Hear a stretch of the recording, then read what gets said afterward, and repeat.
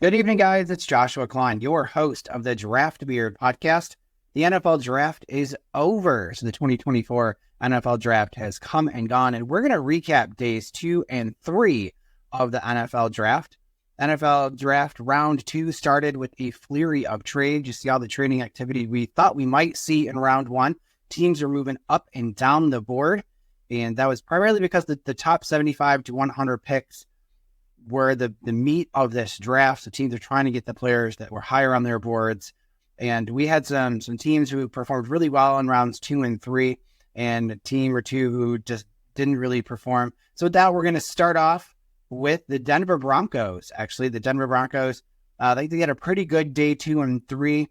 They moved up in the draft, picked up Troy Franklin, out of the University of Oregon. And it's a great pick to go with Bo Nix. You're going to pair him with this college receiver. Their third round pick actually turned out to be, I like him a lot. Jonah Ellis, he's one of my top pass rushers after the first grouping of pass rushers. I really like him. Situational pass rusher.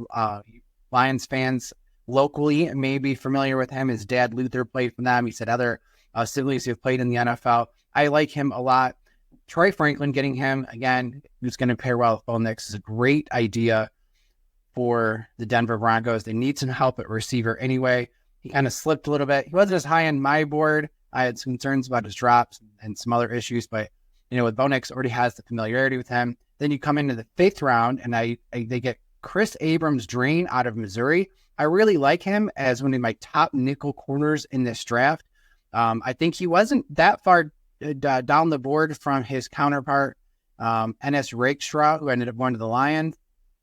So to get him in the 5th round was really good value for the Denver Broncos. And getting Audric Estime out of Notre Dame, a running back, I really liked him. The more and more I watched him, the more and more I liked his game. I think those rounds 3, 4, 5, and 5 for the Denver Broncos, they're going to turn out to be pretty good core players. So I think Sean Payton, the Broncos, quietly had a little bit of a sneaky draft there without having that 2nd round pick. Big bonus pairing Bo Nix with his college teammate in Troy Franklin. And then we move on to the Miami Dolphins. I didn't really like the Dolphins' 1st round pick, but that's my personal bias against Chop Robinson. But Miami is in desperate need of some pass rushing. They have a lot of injuries on their edge. So they really need some pass rushing. I understand that their fascination with Chop Robinson. They did a good job. They got another situational pass rusher, one of my sleepers and favorite guys in the draft, in Mo Kamara in the 5th round. I think they got a really good developmental tackle in Patrick Paul out of Houston. And of course, what do the Dolphins do? Come on. They get speed. Man, do they love their speed down there. They've already got Tyreek Hill, and they've got Jalen Waddle. They got Devin A-Chain. They did it again. They get Jalen Wright, maybe the fastest back in the draft. He was my top 5 running backs, one of my favorite running backs in the draft. He is just so fast. And of course he goes to the Dolphins. And he looked later in the draft, a receiver that I really like, who just gets open. He's a friend to the receiver, or friend to the quarterback, I should say. And that's Malik Washington out of Virginia. What a steal in the 6th round. I didn't see him going in the 6th round. I know he's super small at 5'7", 5'8", but he's just a quality route runner and a really good receiver. And then to also pick up Taj Washington out of USC in the 7th round. They just added a bunch of offensive weapons, which, do they really need them? Man, they're already a loaded offense, but just keep adding on to what they already do best and pick up 2 pretty good situational pass rushers if you're a fan of Chop Robinson. But I'm a big fan of Muhammad Kamara out of Colorado State. I think that's going to bode well for the Miami Dolphins, and you could see that have some impact in year 1. And then we've got the Los Angeles Rams. So the Rams, they had, again, one of those things, when you look over their draft as a whole, they are super sneaky. They just do a good job drafting. That hasn't stopped. Les Snead is brilliant. They do a masterful job at working those middle rounds, finding talent that are going to contribute on their roster. They did it last year. They had 1st round pick since they picked Jared Goff number 1 overall back in 2016. And in this year's draft, they went for another Florida State person after drafting Jared Verse in the 1st round. They went with this teammate and former Western Michigan player, Brandon Fisk, out of Florida State. he is a really good interior pass rusher. That was a great pick by them because, they're going to need help on the defensive line with Aaron Donald retiring. Then they picked up Blake Corum, our number one running back in the draft. Again, I think he's going to be a good complement. Well, he'll be a good player with Kyren Williams. I think they're kind of similar, but a great guy who can fill in for Kyren. I think Blake, I don't know if he was ever going to be a workhorse back in the NFL. I don't think there was a single back in this draft that you can consider a workhorse back, but good job there.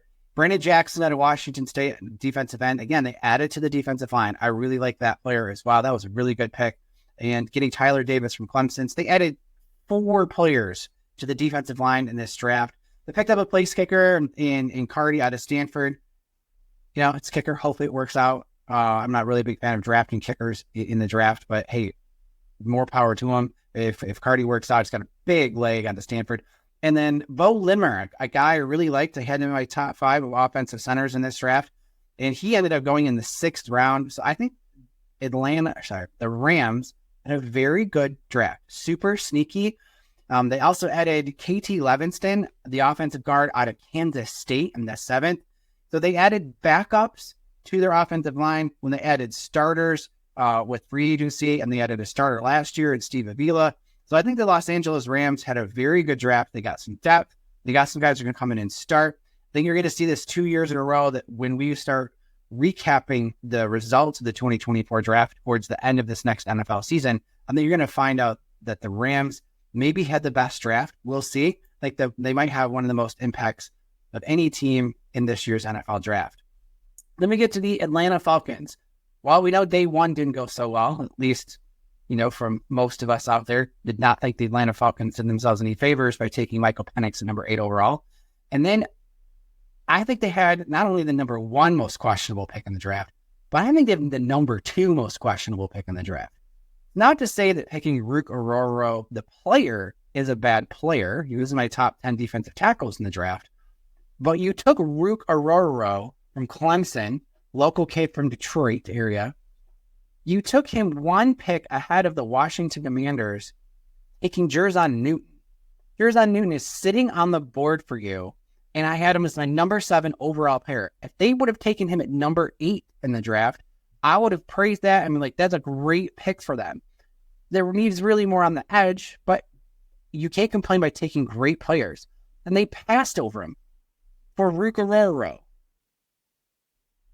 What are they doing down there? This is 2 picks in a row, your first and second round pick. I just don't understand what they're doing. What is their scouting department seeing in Rook over Jerzon Newton? That just baffled me. Getting Braylon Trice in the 3rd round, he's a decent player. Not a great player. I think he can be just an average NFL starter. I like him as his playing style. He's just not super athletic, and I don't see him as a game changer.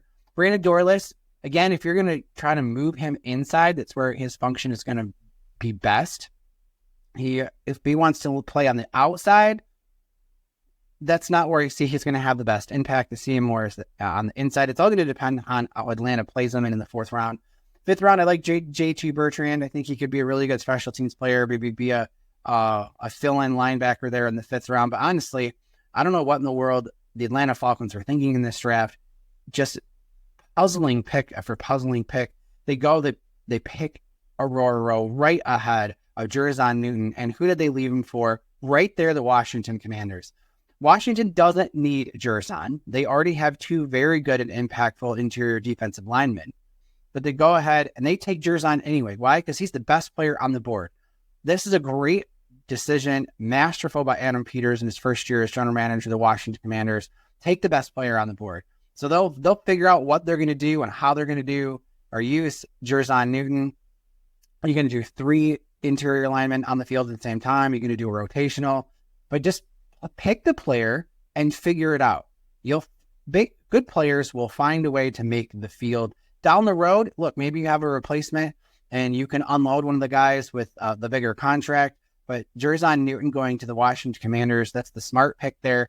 Make pick the player that is the best available player.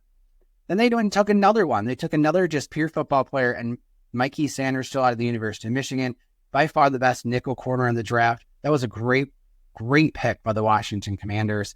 He's going to perform very well. He's tenacious. He's smart. Then they took my second favorite tight end in the draft, and that's Ben Sinnott.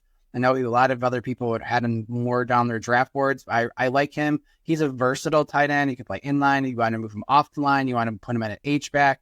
I think he's a poor man's Sam Laporta. You get the potential here of Brandon Coleman in the third round, the tackle out of TCU.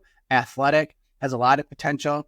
Third round, maybe slightly overdrafted just for my board and other boards, but he catches the ball, and that's Luke McCaffrey out of Rice.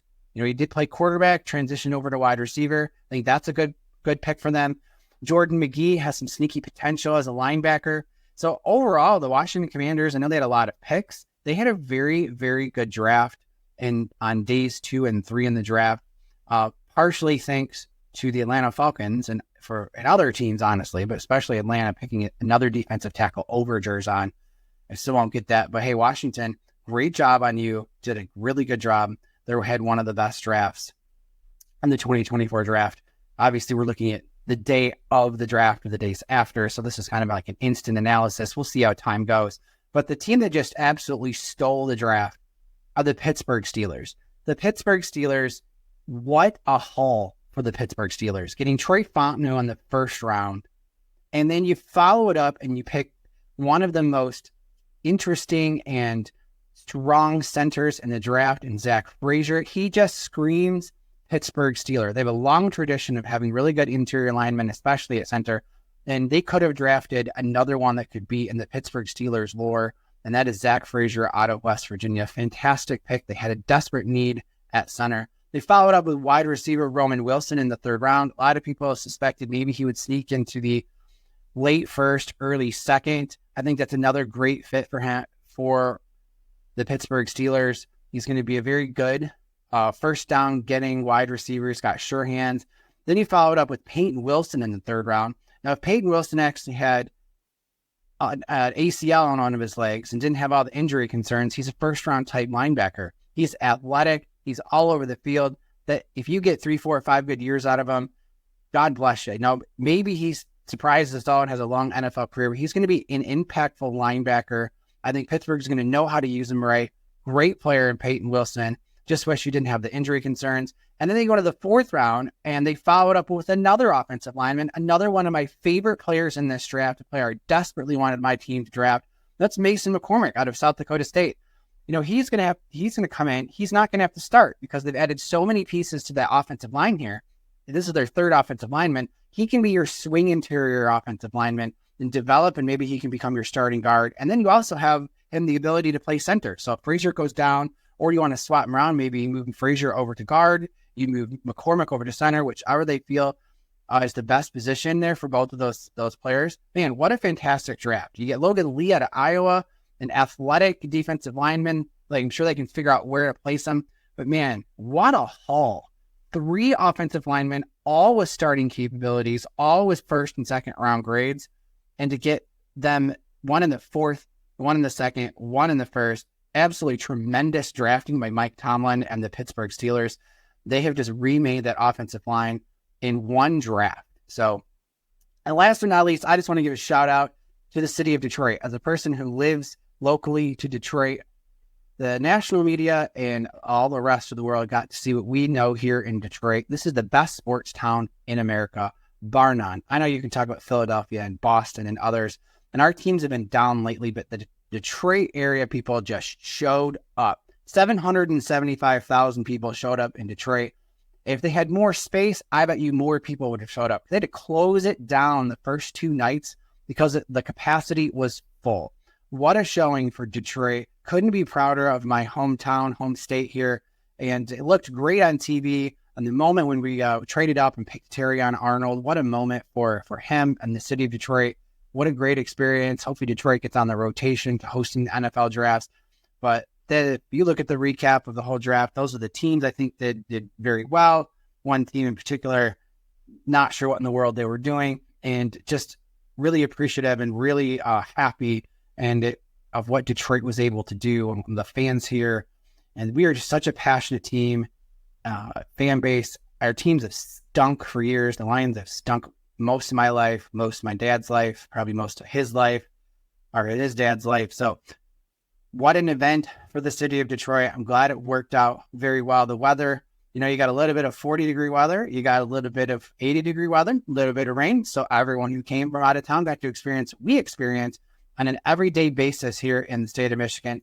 So with that, that's my quick little recap here of days 2 and 3 of the NFL draft. As we get going over the next few weeks and we get farther away from the draft, we get some in-depth analysis of team by team and who are the best picks, who are the sleeper picks. And we'll go over that over the next 2 weeks. I look forward to kind of analyzing each team and each player as we go forward. But with that, thank you guys so much. Hopefully you enjoyed this podcast and this recap of the days 2 and 3 of the 2024 NFL Draft. The Draft Beard Podcast.